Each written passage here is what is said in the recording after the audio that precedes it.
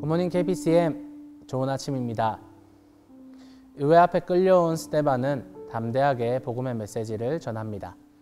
사도행전 7장의 스데반의 설교는 구약 성경에 나타난 이스라엘의 역사를 정리하며 구약 성경을 예수 그리스도로 인하여 새롭게 정의하며 구약과 이스라엘 역사가 지니는 의미에 대해 정확하게 짚고 있습니다. 오늘 스데반의 설교가 어떤 의미를 가지고 있는지 알아보겠습니다. 먼저 스데반의 설교의 내용은 이러합니다. 아브라함이 하나님의 명령으로 고향을 떠나 이 땅으로 옮겨왔다. 하나님은 이 땅을 아브라함과 그의 후손에게 주시겠다고 약속하셨다. 그러나 그에게 그 후손들이 400년 동안 종살이를 할 것과 그곳에서 빠져나올 것도 미리 알려주셨다. 이후 요셉이 이집트에 팔려가지만 하나님이 그를 건지시고 이집트 총리가 되게 하셨다. 그때 가나안 지역에 흉년이 들어서 이집트의 곡식을 빌리러 요셉의 형제들이 갔고 이후 야곱의 모든 가족이 이집트로 내려와서 살았다. 야곱의 후손들이 이집트에서 불어나자 요셉을 알지 못하는 이집트 왕이 야곱의 후손들을 종으로 부렸다. 모세는 우여곡절 끝에 80세가 되어서 하나님에게 부르심을 받아 백성들을 이집트에서 구원해 내었다. 그때 모세는 하나님께서 백성들을 위해 한 예언자를 세워주실 것이다 라고 백성들에게 말하였다. 그러나 백성들은 하나님께 순종하지 않고 송아지를 만들고 몰렉과 레판을 섬겼다. 모세 시대 때부터 있었던 하나님의 장막을 여호수아가 가지고 가나안으로 들어왔고 다윗 시대까지 물려주었다. 다윗은 하나님의 성전을 짓고 싶어 했고 솔로몬이 이를 완성하였다. 하지만 하나님은 사람의 손으로 지은 건물 안에 거하시는 것이 아니다. 하나님은 어디에나 계신다.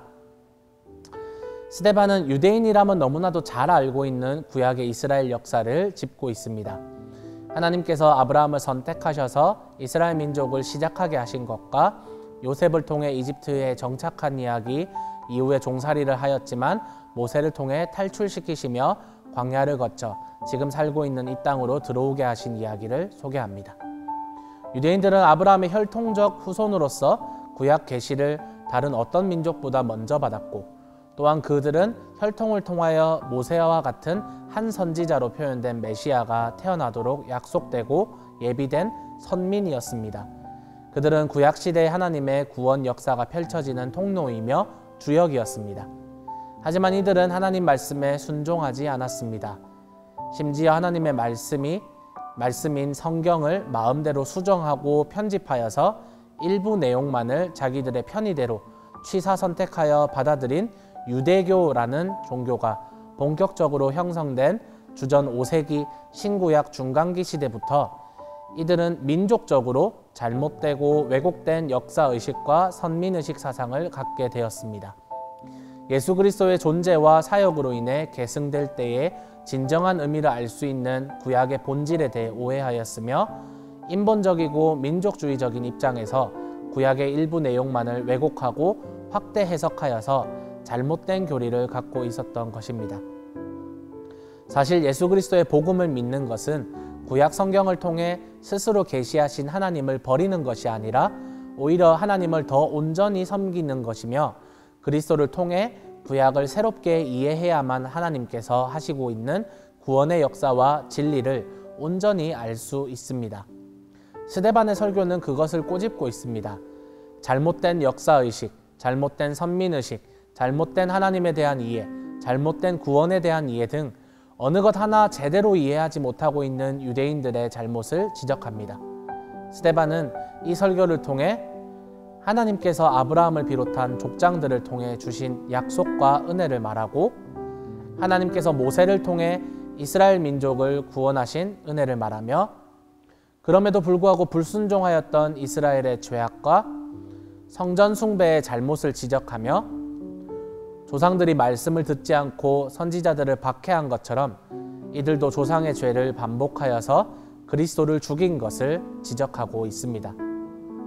51절부터 보시면 목이 곧고 마음과 귀에 할례를 받지 못한 사람들이여 당신들은 언제나 성령을 거역하고 있습니다. 당신네 조상들이 한 그대로 당신들도 하고 있습니다. 당신들의 조상들이 박해하지 않은 예언자가 한 사람이라도 있었습니까? 그들은 의인이 올 것을 예언한 사람들을 죽였고 이제 당신들은 그 의인을 배반하고 죽였습니다.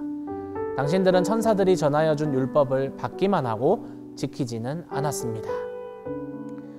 복음을 전하는 사람은 잘못된 것을 잘못된 것이라 말할 수 있어야 합니다.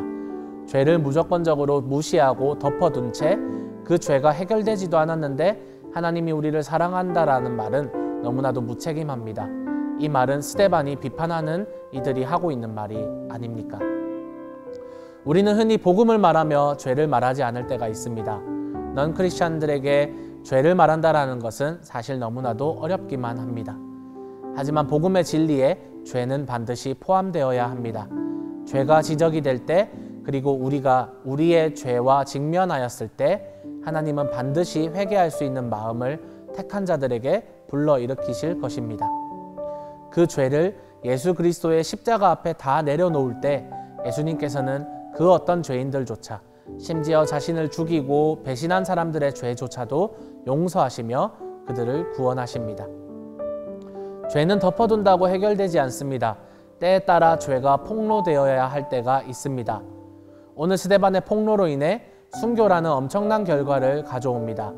하지만 그 순교로 인해 다시 하나님의 구원의 역사가 넓게 확장이 됩니다. 사도행전 19장 18절에 이렇게 이야기합니다. 그리고 신도가 된 많은 사람이 와서 자기들이 한 일을 자백하고 공개하였다. 아멘. 복음이 전파되는 곳에서 죄가 고백되는 것은 부끄러운 일이 아닙니다. 오히려 진정으로 회개함으로써 그 죄를 더 이상 반복하지 않게 되는 하나님의 은혜가 있습니다. 죄를 덮어두었지만 조상들의 죄를 반복했던 이들이 이들의 죄악을 기억하며 정죄하지는 마시되 인간은 어쩔 수 없이 죄인임을 알려주시는, 그리고 그 죄인을 용서하시는 하나님의 은혜인 복음을 알려주시는 여러분이 되시기를 바랍니다. 기도하겠습니다. 하나님 감사합니다. 죄를 미워하시는 하나님의 그 성품을 우리가 깊이 이해하며, 하지만 죄인된 우리를 용납하시고 용서하셨던 하나님의 그 은혜를 우리가 알기에 때때로 우리가 복음을 전할 때에 죄를 감추고 죄를 덮는 것이 아니라 우리가 죄인이라는 사실을 온전히 드러내며, 그렇기 때문에 우리를 값없이 구원하신 하나님의 은혜와 우리의 죄를 위하여 십자가에 죽으신 예수님의 그 사랑과 희생이 너무나도 큼을 우리가 찬양할 수밖에 없을 것 같습니다. 주님, 이 사실을 우리가 전할 수 있도록 도와주시옵소서. 죄를 그냥 무시하거나 덮는 것이 아니라 우리가 죄인됨을 드러내며 하나님의 더 크신 그 은혜를 우리가 드러낼 수 있도록 도와주시옵소서. 감사합니다. 살아계신 예수님의 이름으로 기도합니다. 아멘.